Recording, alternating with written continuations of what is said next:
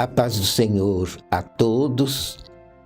Irmãos, nestas mensagens nós estamos dando aos irmãos uma pequena explicação sobre como começou a nossa igreja. E eu parei na última mensagem explicando que a Santa Vó Rosa já havia levado 200 pessoas, mais ou menos, que estavam se agregando a ela, ao bispo Ermaldete, para um salão, para iniciarem propriamente a nossa igreja. E o irmão bispo, então, quis registrar a igreja.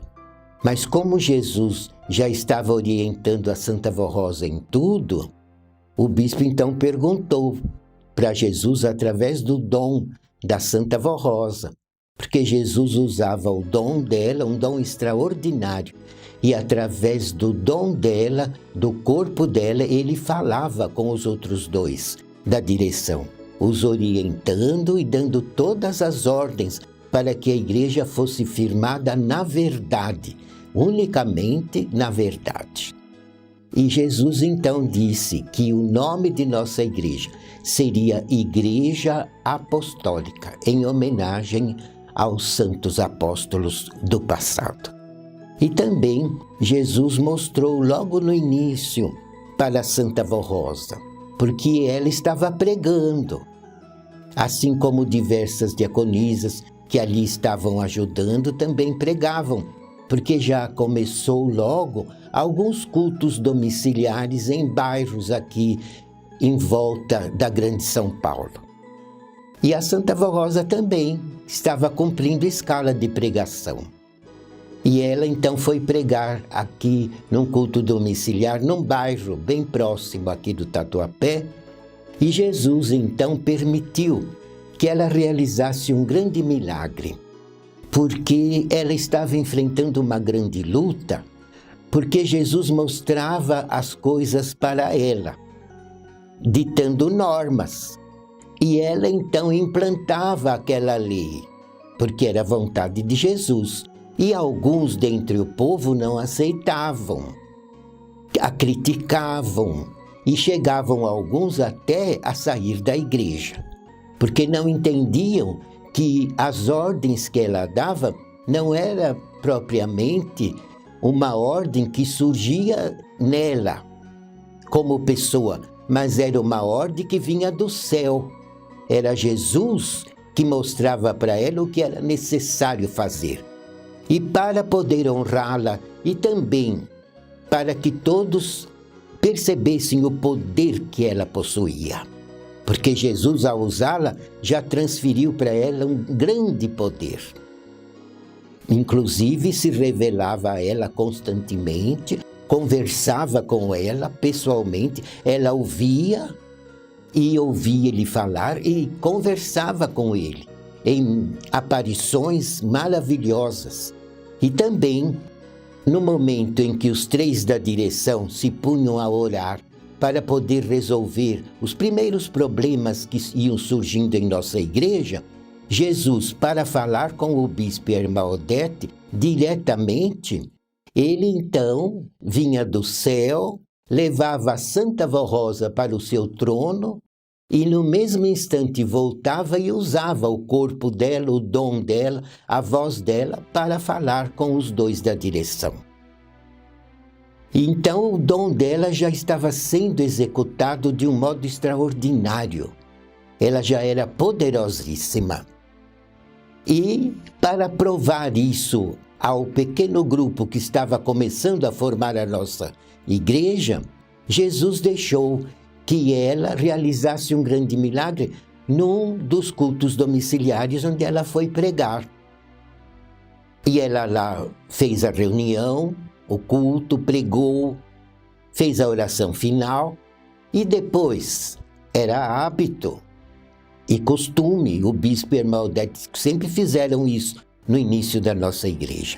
Quando terminava a reunião, antes de despedir o povo, o pregador dava oportunidade àqueles que desejassem a imposição das mãos.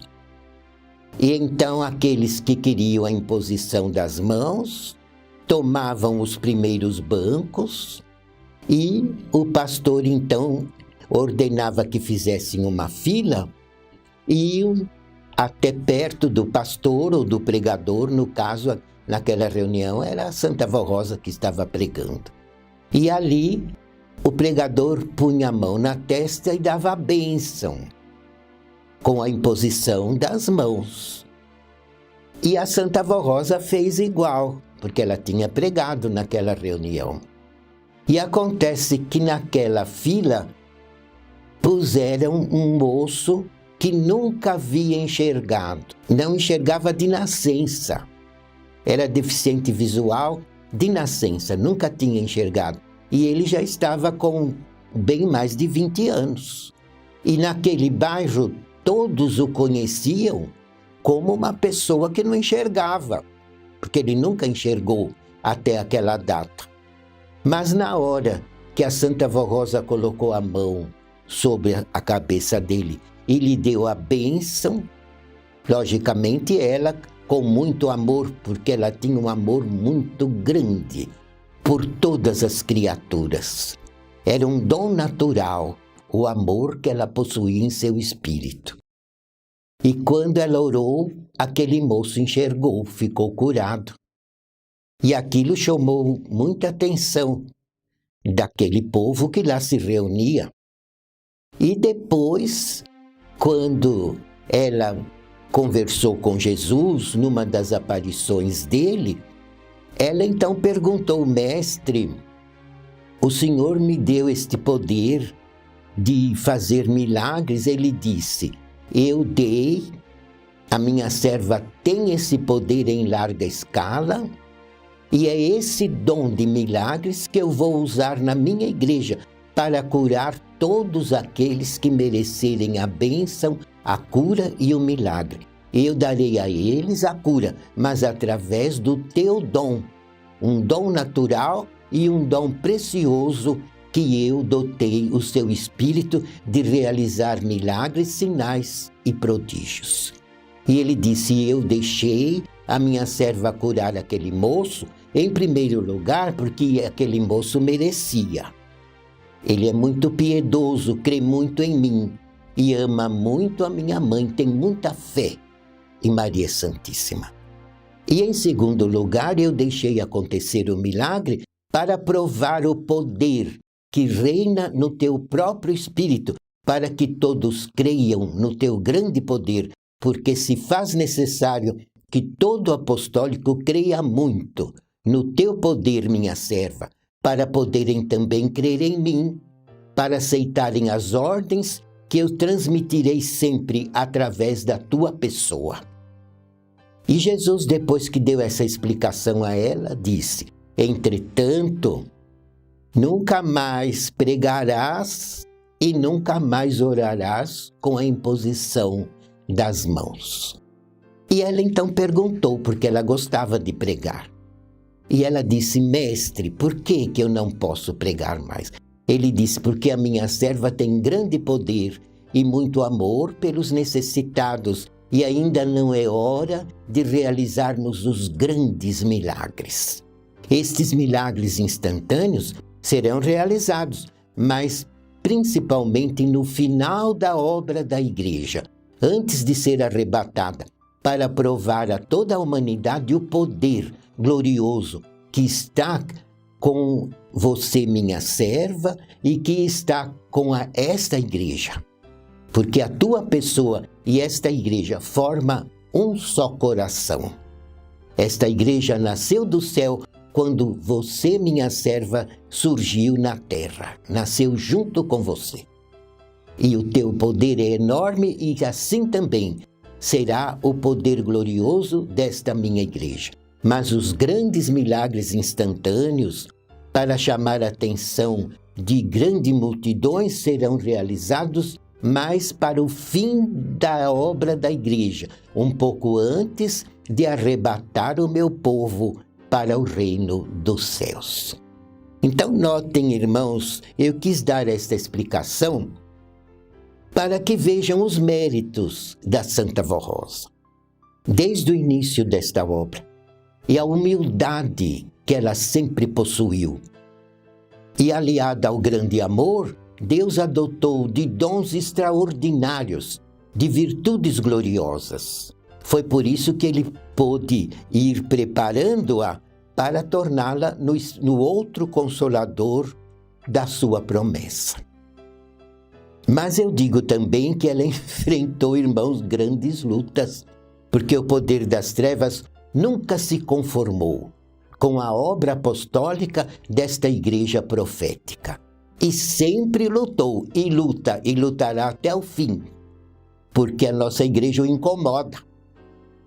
Porque são milhares que vão se convertendo à fé apostólica e vão largando dos vícios, vão deixando dos pecados, vão merecendo o batismo do Espírito Santo, vão merecendo a salvação, vão sendo religados a Deus, porque religião tem essa missão, religar a criatura ao seu Criador.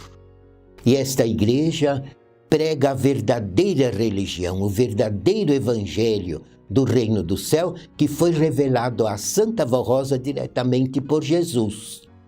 E depois continuou assim, na época em que ela subiu ao Pai, foi coroada Consolador, mas deixou na terra a nossa garantia, que foi a formação do seu sucessor, nosso santo profeta, irmão Aldo. Mas notem, irmãos, que no início tentaram até sequestrá-la. Pessoas que não se conformavam. Como esta igreja que surgiu do nada está crescendo? Tem tanta gente, tantos adeptos, novos convertidos, e havia muita perseguição e muita inveja contra nós, e chegaram até a tentar sequestrá-la. Mas o poder de Jesus sempre com ela, a Virgem Maria Santíssima junto a ela, então não conseguiram realizar esses objetivos de querer prejudicá-la, mas tentaram. E muitas lutas, irmãos, ela enfrentou. Outra luta que ela teve que enfrentar, porque Jesus mostrava para ela que ele nunca tolerou o fanatismo. Porque uma pessoa fanática, muitas vezes, se torna até falsa. Porque inventa que tem visão, inventa que tem poder, inventa que é profeta quando não é. E isso prejudica demais a igreja. E a própria pessoa, irmãos, está pecando. Porque ou é fraqueza do cérebro, ou é orgulho no espírito. Se ela der margens a esse costume, ela acaba, além de fanática, se torna uma pessoa inconveniente na igreja. E Deus não pode tolerar pessoas assim no meio do seu povo. E a Santa Vó Rosa tinha muita misericórdia de tais pessoas, que tinham um certo fanatismo, já vieram para a nossa igreja com certos hábitos inconvenientes. E ela, então, falava francamente para a pessoa. E dizia, você não tem poder nenhum, você nunca foi profeta e nunca será. E todas essas ideias que você criou é da sua cabeça e não vieram de Deus. Então, você tem que se arrepender e largar desse hábito para você ser filho ou filha de Deus verdadeiro. Notem a luta que ela enfrentava, porque muitos não concordavam com ela, mas ela sempre precisou usar da sinceridade, usar da verdade, para poder formar esta igreja nos moldes da igreja apostólica primitiva, e de acordo com as orientações de Jesus.